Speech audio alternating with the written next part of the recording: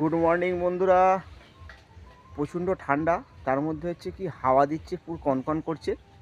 আর বাড়ির মধ্যে যেহেতু রোদ্দুর একটু কম, ওই জন্যে পুচু যেখানে থাকে, পুচু আছে, পুচু যেখানে থাকে ওখানে প্রচণ্ড রোদ্দুর, যেহেতু ওটা মাঠ আর ছোটো ছোটো আম গাছ আছে আর খুব সুন্দর রোদ্দুর আছে। তো চলো আমি আর বৃষ্টি সোনা পুচুর কাছে যাচ্ছি আর তোমাদের দেখাবো গাছে কত বড় বড় বকুল এসে গেছে। তো চলো যাওয়া যাক বন্ধুরা, আমরা পুচুর কাছে চলে এসেছি।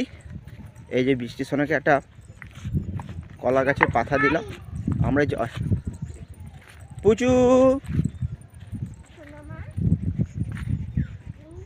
যাও যাও, কাছে যাও, কাছে যাও, কিছু করবে না। এই হচ্ছে আমাদের পুচু।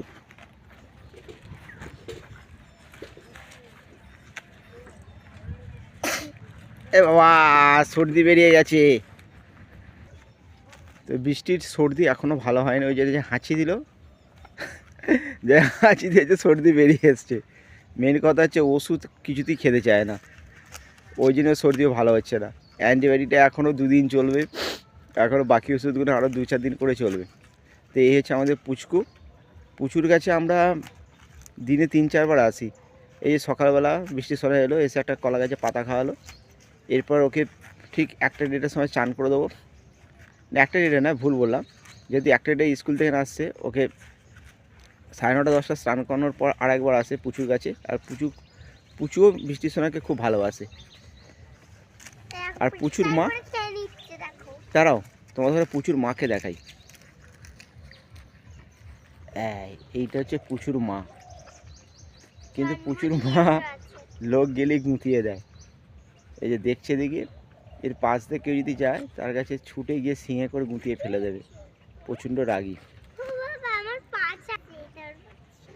খুব মানে কি বলবো, কাছ থেকে গেলেই গুঁতিয়ে দেয়। আর তোমাদের একটা জিনিস দেখাচ্ছি, এই যে পুচু কিন্তু বৃষ্টি সোনাকে খুব চেনে।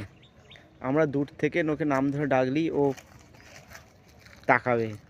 আমরা যখন বৃষ্টি সোনাকে স্কুলে নিয়ে যাই, পুচু বলে যখন ডাকবো, পুচু, ব্যাস এইদিকে তাকিয়ে থাকবে।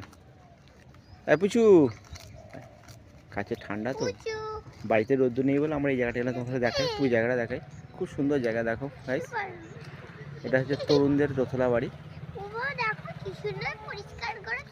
এই যে আম গাছ ছোটো ছোটো, আগে এখানে বিশাল বড় বড় আম গাছ ছিল। এক একটা আম গাছের গুঁড়ি 3জন 4জন মিলে ধরা যেত না। আর ছোটো ছোটো আম গাছ, হিমসাগর আর চ্যাটার্জি আম গাছ। সৃষ্টি করা খুব সুন্দর জায়গা, খুব সুন্দর জায়গা। পিকনিক করা মানে পিকনিক করা খুব সুন্দর জায়গা বলো। রোজ সকাল থেকে বিকেল 4টে পর্যন্ত এই জায়গাটা রোদ্দুর থাকে, যেহেতু ফাঁকা। হ্যাঁ বলো। হ্যাঁ, ওই গাছটা বউল এসছে তো, দেখাবো তো। পুচু, হ্যাঁ পুচু বলে ডাকলেই দেখে। তো গাইস, প্রচণ্ড ঠান্ডা, ঠান্ডার জন্য আম গাছে বকুল আসছে না, মানে হালকা ছোটো ছোটো বেরিয়েছে। কিন্তু এই গাছটাই যে বড় বড় বকুল এসে গেছে, এই যে বড়, এই ঠান্ডার জন্য কিন্তু আমগুলো নষ্ট হয়ে যাবে।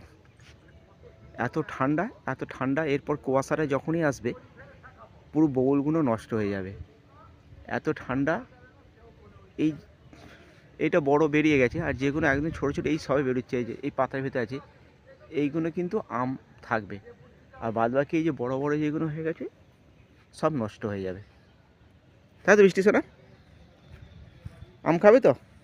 কোন গাছের আম খাবে? এটা চ্যাটার্জি আম গাছ, ওইটা হিমসাগর। তো সব গাছেই কিছু না কিছু অল্প অল্প করে বকুল এসছে। হিমসাগর খাবে? তো বৃষ্টি সোনা সবচেয়ে বেশি ভালোবাসে যেটা হচ্ছে লাল ফুলি। কেউ লাল ফুলি বলে, কেউ গোলাপ খাস বলে, কেউ পেয়ারা ফুলি বলে। তো আমটাও দেখতে খুব সুন্দর আর খেতেও খুব সুন্দর। তুমি ওটাই খাবে? তো বৃষ্টি সোনা বলছে আমি ওটাই খাবো। তো গাইস, আরেকবার ডাকি, পুচু। হ্যাঁ, এই যে পুচু এখানে। তো গাইস, ভিডিওটা যদি ভালো লাগে চ্যানেলটি আমার সাবস্ক্রাইব করে পাশে থাকো, আর বন্ধু হয়ে পাশে থাকো। বৃষ্টি, টাটা।